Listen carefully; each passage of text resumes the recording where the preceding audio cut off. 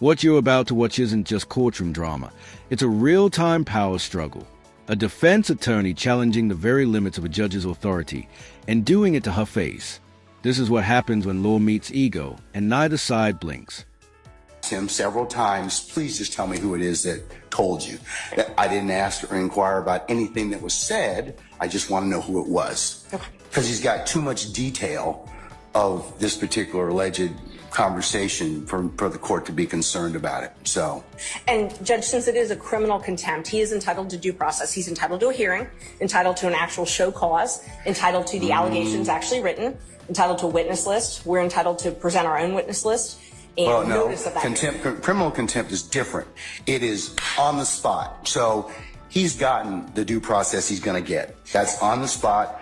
I told him. Plus, he's had all day to tell me who it is that is it. So a little different, Ms. Merchant. I'm going to disagree with you, but well, and okay. Judge, just for the record, it's that's direct. So what you're holding him in is in direct criminal contempt. Yes. The issue with the direct criminal contempt is whether or not to actually hold a hearing now, whether or not it needs to be held immediately.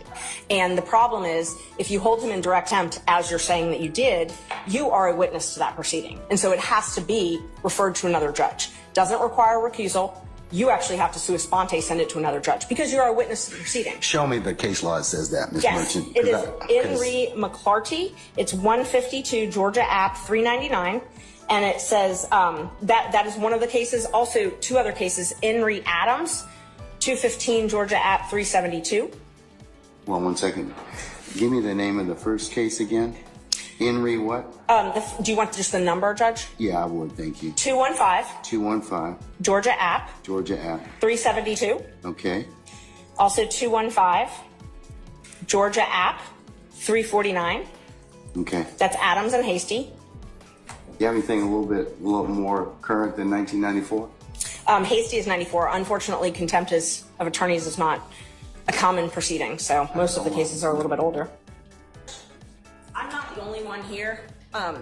There's quite a few other lawyers that want to be present in the court. There's about 20, 25. The challenge is I've got space allocations, as I told you. So you can, like I said, since you are representing him, that's fine. He told us, Mr. Steele told us that.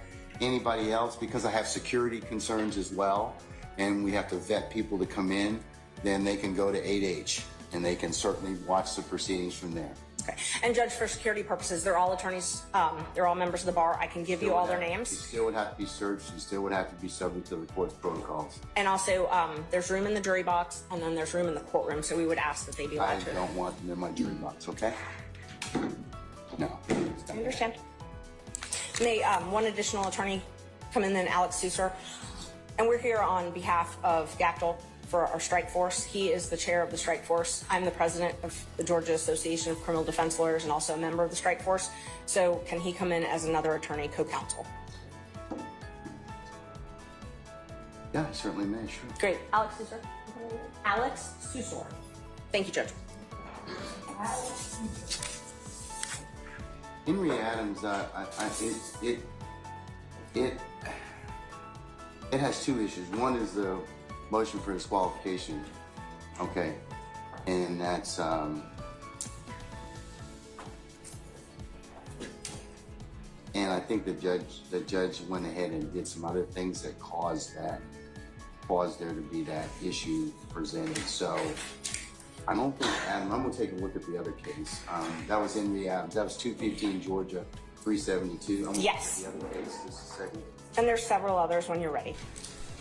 Hasty's conduct didn't rise to a level that necessitates warrant summary contempt by the court. That's the difference with Hasty than in this particular case. So, and I distinguish your two cases that you've given me thus far.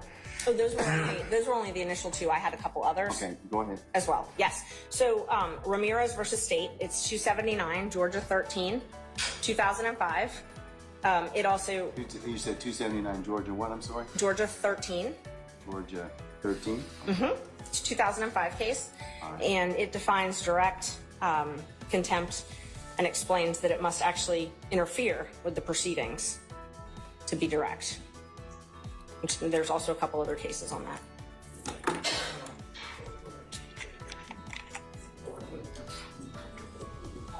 See, but you all are covering under, let me see. I'm sorry, Judge? Hold on. The contempt is direct. The trial court has the power after conforting the contemptor to opportunity to speak in his or own behalf, announce punishment summarily and without further notice of hearing. I already did that, Mr. Steele. He's already told me, I already gave him the opportunity to do that. So we had that conversation this morning already. So, and Judge, so there's a couple different issues.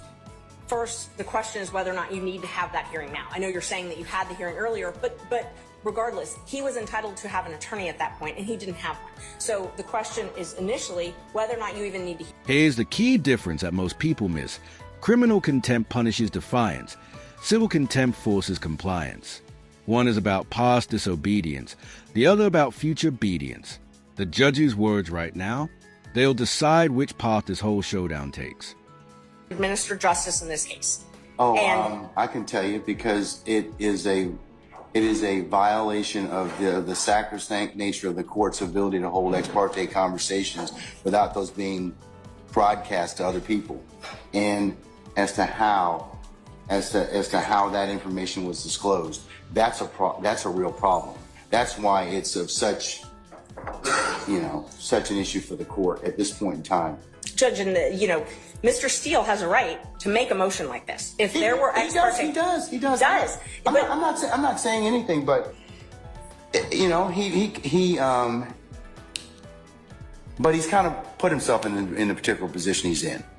No, Judge, I don't agree. I'm going to disagree with you, okay? I believe that the court has put him in that position. No. He cannot be held in the law states, McClarity, which I cited to you earlier. And it's true that direct summary contempt, which arises in the presence of the court, intends to scandalize it and or hinder or obstruct the orderly process of the administration of justice. The preservation of order and decorum in the court is exempt from due process requirements of notice and hearing. That's even Moody, goes back to 1974. So I believe that Mr. Steele's, he can file whatever motions, but his particular actions in this case, I just want to know who told him this. That's all. I'm not asking him to release or otherwise tell any conversations, but I just want him to tell me that.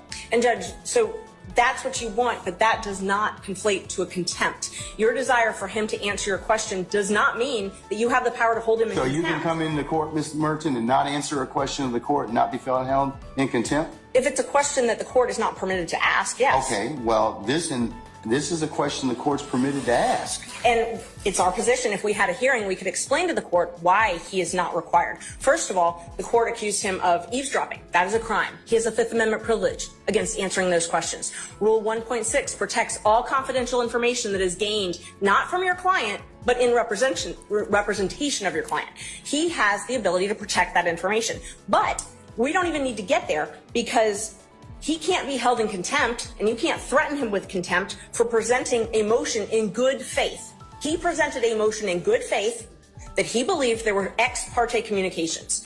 You are a witness to that because it's my understanding that you were part of those ex parte communications. They can't be ex parte if you weren't part of them, by nature. Okay. Well, you have to be involved. Therefore, you have to be a witness. So you are a witness. You cannot also. But you got the information. But here's the thing: you can allegedly from an improper methodology. I'm not saying that he eavesdropped. Okay, I said that one of the things is it's either one of two ways. He either eavesdropped, which I don't believe he did at all. I don't believe that for a minute. But I do believe that somebody did tell him what was the sum and substance of the court's conversations, and that would not be permissible. Judge, let's just back up for a second. He makes a motion because he has reason to believe that there were ex parte communications made. The court has a duty, if there are ex parte communications made, to alert counsel. He shouldn't have had to learn it from wherever he learned it. I think that he caused that particular circumstance. I think that he had a conversation with somebody and he got some information that he shouldn't have had to begin with. So, Ms. Merchant, I'm of the opinion I'm going to stand on my ruling at this point in time. I'm going to hold him in contempt. So, at this point in time, is there anything else you want to tell me? Yes, Judge. There's quite a few other things. So first of all, we would ask for you to be recused from this case because you are a witness necessarily. It cannot be an ex parte proceeding without you being a witness to this. So you are a witness to this proceeding. Therefore, Yes, to the contempt. To the contempt. You are a witness to the contempt. So you have now, and if it's criminal, which is what you're saying it is, Mr. Steele is entitled to all the same due process rights that Mr. Williams and every other defendant in this courtroom is entitled to. He's entitled to those. One of those is to have a fair and neutral judge decide his case. One of those is to have a judge who is not also a witness in the proceeding deciding whether or not he's in contempt. This needs to be heard by a different judge.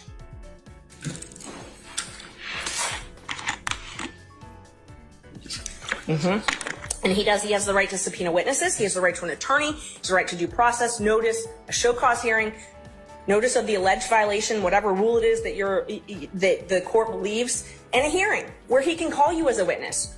You can testify. You are necessarily a witness. You can't, for it to be ex parte, you have to be a witness. It can't be both ways.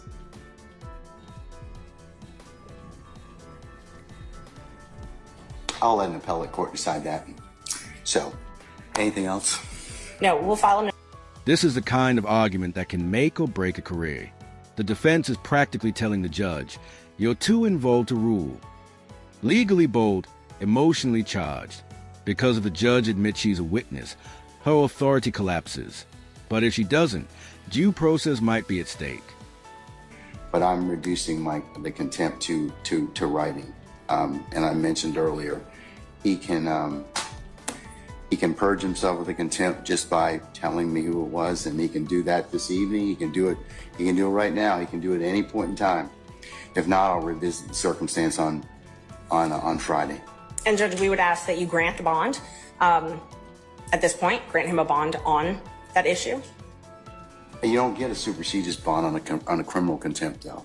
You can grant him a bond. No, you don't get one on that one. The civil is the one that you can hold him until he complies with the order. And I'm sorry, I think in just the case law on that is in Ray Hughes. Hold on. The superseded bond requirement does not apply in a contempt in the presence of the court during the progress of a proceeding, OCGA 5-6-13 Bravo. So, you don't get a supersedious on that, on a criminal contempt, respectfully. So, Judge, just to clarify, it's your ruling that this is a criminal contempt that Mr. Steele has committed, not a civil indirect contempt. That's correct. The judge, that's the reason I'm asking is because the N. Ray Hughes case, which is a 2009 Court of Appeals case, 268, Georgia Appeals 66, lays out the distinction, as does the Ramirez case. There's a case that, in fact, I'll do you one better, sir. In fact, there is a recent pronouncement out of our appellate courts. Which is, I think I'm addressing a slightly different point of law. It is. Hold on.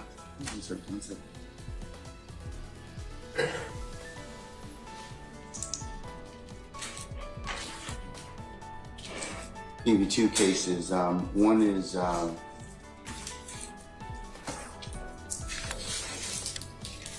it's Untema. It's UNTEMA versus Smith, and that's 371 Georgia Appeals 19.